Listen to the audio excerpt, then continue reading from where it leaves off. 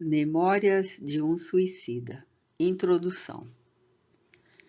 Devo estas páginas à caridade de eminente habitante do mundo espiritual, ao qual me sinto ligada por um sentimento de gratidão que pressinto se estenderá além da vida presente. Não fora a amorosa solicitude desse iluminado representante da doutrina dos espíritos, que prometeu, nas páginas fulgurantes dos volumes que deixou na terra sobre filosofia espírita, acudir ao apelo de todo o coração sincero que recorresse ao seu auxílio com o intuito de progredir, uma vez passado ele para o plano invisível e caso a condescendência dos céus tanto lhe permitisse. E se perderiam apontamentos que desde o ano de 1926, isto é, desde os dias da minha juventude e os albores da mediunidade, que juntos floresceram em minha vida, penosamente vinha eu, obtendo de espíritos suicidas que voluntariamente corriam às reuniões do antigo Centro Espírita de Lavras, na cidade do mesmo nome, no extremo sul do estado de Minas Gerais, e de cuja diretoria fiz parte durante algum tempo. Refiro-me a Leon Denis, o grande apóstolo do Espiritismo, tão admirado pelos adeptos da magna filosofia e a quem tenho os melhores motivos para atribuir as intuições advindas para a compilação e redação da presente obra. Durante cerca de 20 anos, tive a felicidade de sentir a atenção de tão nobre entidade do mundo espiritual piedosamente voltada para mim, inspirando-me um dia, aconselhando-me em outro, enxugando-me as lágrimas nos momentos decisivos em que renúncias dolorosas se impuseram como resgates indispensáveis ao levantamento de minha consciência, engolfada ainda no opróbrio das consequências de um suicídio em existência pregressa. E durante 20 anos convivi, por assim dizer, com esse irmão venerável, cujas lições povoaram minha alma de consolações e esperanças, cujos conselhos procurei sempre pôr em prática, e que hoje, como nunca, quando a existência já declina para o seu ocaso, fala-me mais ternamente ainda no segredo do recinto humílimo onde estas linhas são escritas. Dentre os numerosos espíritos suicidas com quem mantive intercâmbio por meio das faculdades mediúnicas de que disponho, um se destacou pela assiduidade e simpatia com que sempre me honrou, e principalmente pelo nome glorioso que deixou na literatura em língua portuguesa, pois tratava-se de romancista fecundo e talentoso, senhor de cultura tão vasta que até hoje de mim mesmo indago a razão por que me distinguiria com tanta afeição se, obscura, trazendo bagagem intelectual reduzidíssima, somente possuía para oferecer ao seu peregrino saber, como instrumentação, o coração respeitoso e a firmeza na aceitação da doutrina. Porquanto, por aquele tempo, nem mesmo cultura doutrinária eficiente eu possuía. Chamar-lhe-emos nestas páginas Camilo Cândido Botelho, contrariando, todavia, seus próprios desejos de ser mencionado com a verdadeira identidade. Esse nobre espírito, a quem poderosas correntes afetivas espirituais me ligavam, frequentemente se tornava visível, satisfeito por se sentir bem querido e aceito. Até o ano de 1926, porém, só muito superficialmente ouvira falar em seu nome. Não lhe conhecia sequer a bagagem literária, copiosa e erudita. Não obstante, veio ele a descobrir-me em uma mesa de sessão experimental, realizada na fazenda do coronel Cristiano José de Souza, antigo presidente do Centro Espírita de Lavras, dando-me então a sua primeira mensagem.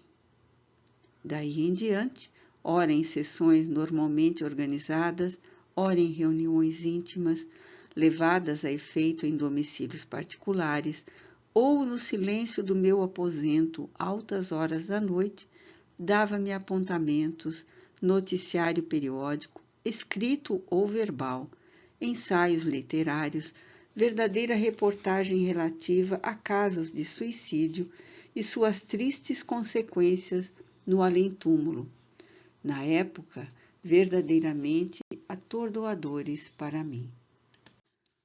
Porém, muito mais frequentemente arrebatava-me ele e outros amigos e protetores espirituais do cárcere corpóreo, a fim de que por essa forma, cômoda e eficiente, ampliar ditados e experiências.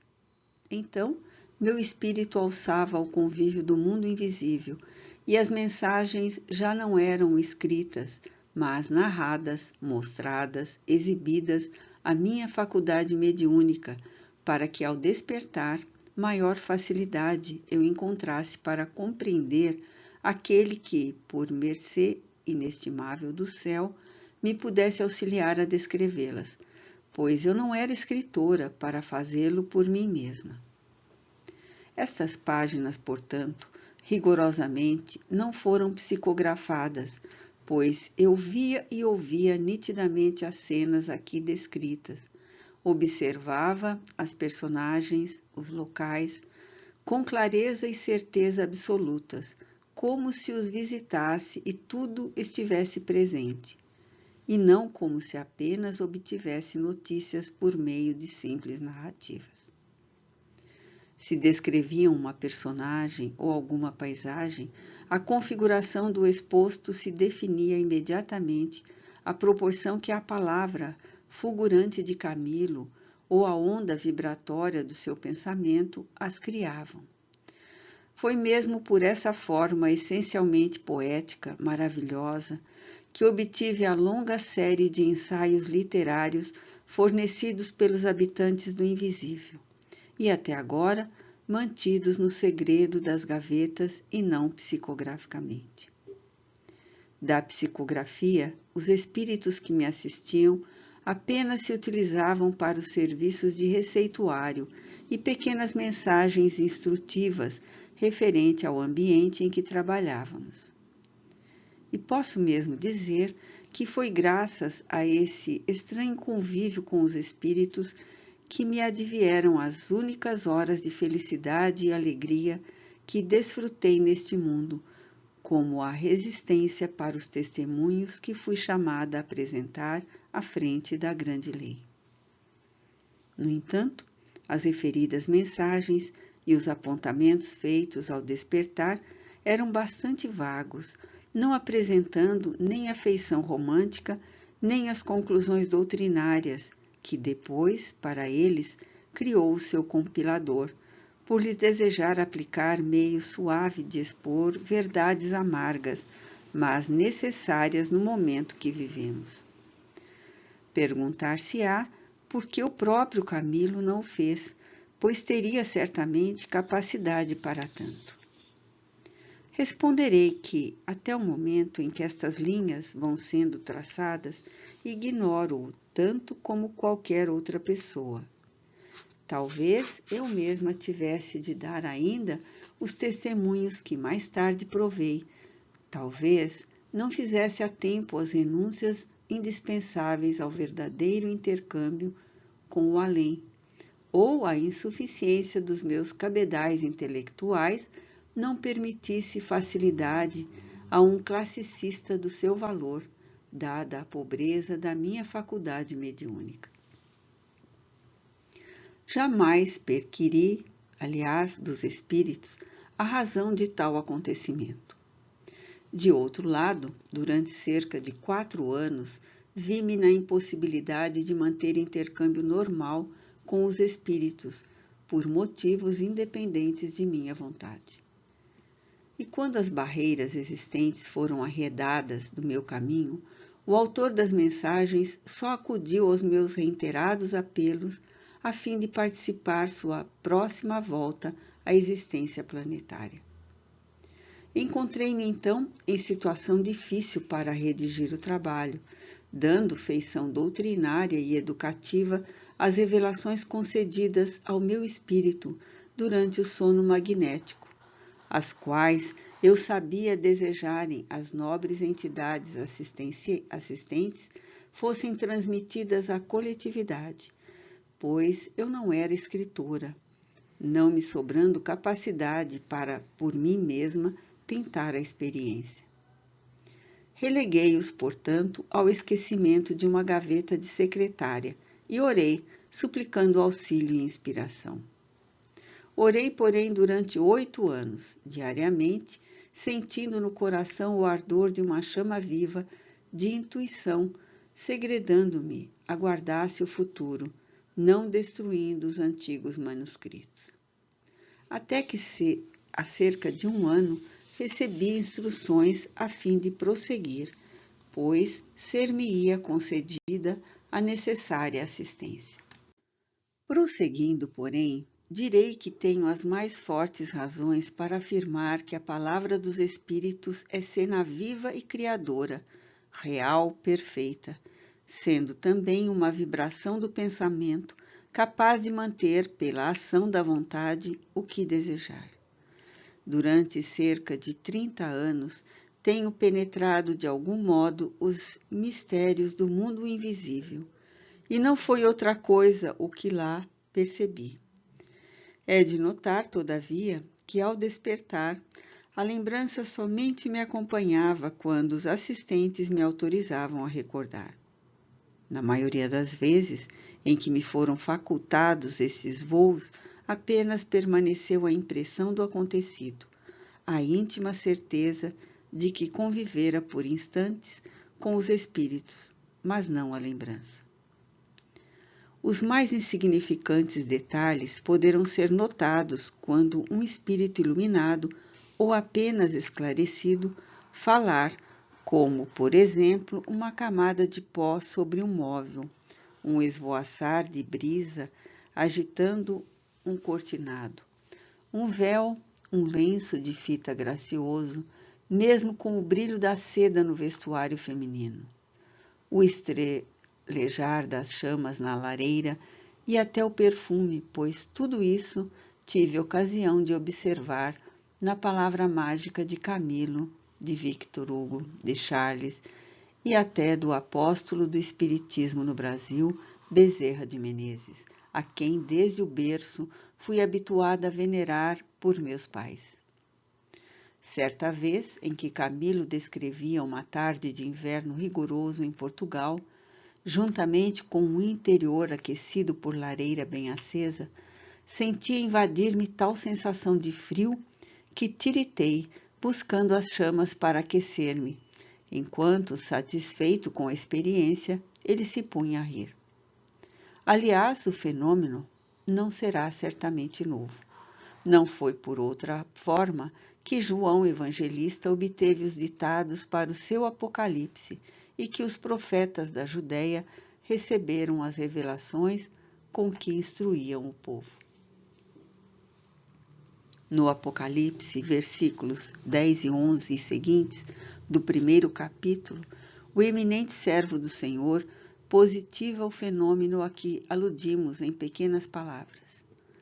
Eu fui arrebatado em espírito um dia de domingo e ouvi detrás de mim uma grande voz, como de trombeta, que dizia: o que vês, escreve-o em um livro e envia-o às 7 igrejas, etc, etc. E todo o importante volume foi narrado ao apóstolo assim, por meio de cenas reais, palpitantes, vivas, em visões detalhadas e precisas. O Espiritismo tem amplamente tratado de todos esses interessantes casos para que não se torne causa de admiração o que vimos expondo. E no 1º capítulo da magistral obra de Allan Kardec, A Gênese, existe este tópico, item 9, certamente muito conhecido dos estudantes da doutrina dos Espíritos. As instruções dos Espíritos podem ser transmitidas por diversos meios, pela simples inspiração, pela audição da palavra, pela visibilidade dos espíritos instrutores, nas visões e aparições, quer em sonho, quer em estado de vigília, do que há muitos exemplos na Bíblia, no Evangelho e nos livros sagrados de todos os povos. Longe de mim a veleidade de me colocar em plano equivalente ao daquele missionário acima citado, isto é, João Evangelista. Pelas dificuldades com que lutei a fim de compor este volume, patenteadas ficaram ao meu raciocínio as bagagens de inferioridades que me deprimem o espírito. O discípulo amado, porém, que sendo um missionário escolhido, era também modesto pescador, teve, sem dúvida, o seu assistente espiritual para poder descrever as belas páginas aureoladas de ciência e ensinamentos outros, de valor incontestável, os quais romperiam os séculos glorificando a verdade. É bem provável que o próprio mestre fosse aquele assistente. Na obscuridade da existência, em que me amargo experiências e testemunhos decisivos, deu-me a misericórdia do mesmo amado Senhor 3 servos dedicados da sua gloriosa doutrina de amor e de luz como tutelares, que acudissem às necessidades urgentes do trabalho reparador que me estava afeto, socorrendo a penúria intelectual que me afligia, incapacitando-me de transladar para o papel os ditados que entidades afins me confiavam em visões pujantes de força e de vida. Charles Bezerra de Menezes, Leon Denis. Não posso ajuizar quanto aos méritos desta obra. Proibi-me, durante muito tempo, levá-la ao conhecimento alheio, reconhecendo-me incapaz de analisá-la. Não me sinto sequer à altura de rejeitá-la, como não ouso também aceitá-la. Vós o fareis por mim. De uma coisa, porém, estou bem certa. É que estas páginas foram elaboradas, do princípio ao fim, com o máximo respeito à doutrina dos Espíritos e sob a invocação sincera do nome sacrossanto do Altíssimo.